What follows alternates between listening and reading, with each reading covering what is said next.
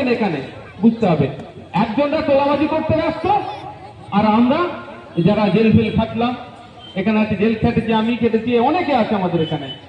এই আছে দেখো না, কে বাকি আছে, প্রচুর আছে। যাকে দেখলেন আমাদের নেতা সেই জেল কেটেছে।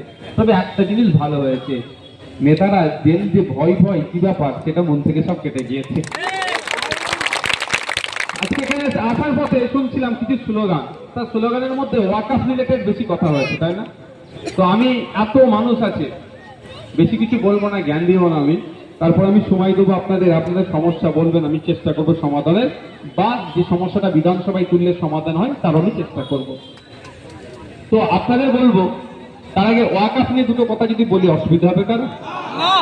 আপনারা ওয়াকফ এই সংশোধনী আইন নিয়ে শোনার ইচ্ছা কতজনের আছে, একটা হাত তুলুন তো। যারা পুকুরের ওপারে আছেন তারা শুনতে চাইছে, রাস্তাতে যারা আছেন মায়েরা শুনতে চাইছেন ওয়াকফ নিয়ে এটা? ঠিক আছে, তাহলে সবাই কম বেশি শুনতে চায়। তাহলে ওয়াকফ আইন কেন মানবো না এই বিষয়ে আমি দুটো চারটে পয়েন্ট তুলে বলবো, শুনবেন আপনারা?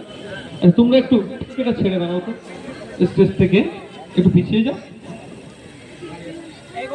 এই ওয়াকফ আইন নিয়ে এসে মোদি বলছে মুসলিম মহিলাদের উপকার করবে, মোদিজি বলছে মুসলিম গরিবদের উপকার করব।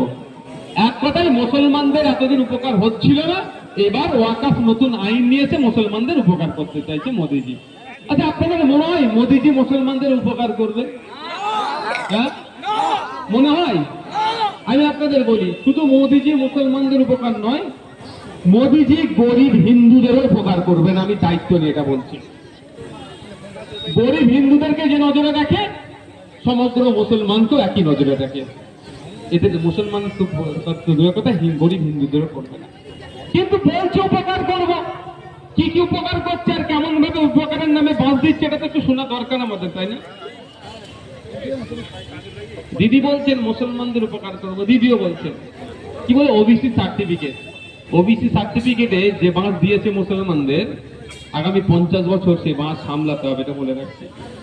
আগামী দিনে ওবিসি যে কমিশন আছে, মানে যে কমিশন আছে ঘেরাও করতে যাব, যে পশ্চিমবাংলার সংখ্যালঘু হিন্দু, সংখ্যালঘু মুসলমান আর পিছিয়ে বর্গের হিন্দুদের নিয়ে লড়িয়ে দিয়ে ওবিসির নামে যে নাটক হচ্ছে এটা বন্ধ করতে হবে। এর জন্য ভাঙড়ের মানুষকেও যেতে হবে। হয় আসবেন তো আগামী দিনে? ওবিসি যে কমিশন ঘেরাও করতে যাব, নোংরামি করেছে। এই নতুন যে ওবিসিটা দিয়েছে, আশীর্বাদ নয়, মুসলমানদের জন্য অভিশাপ করে দিয়েছে।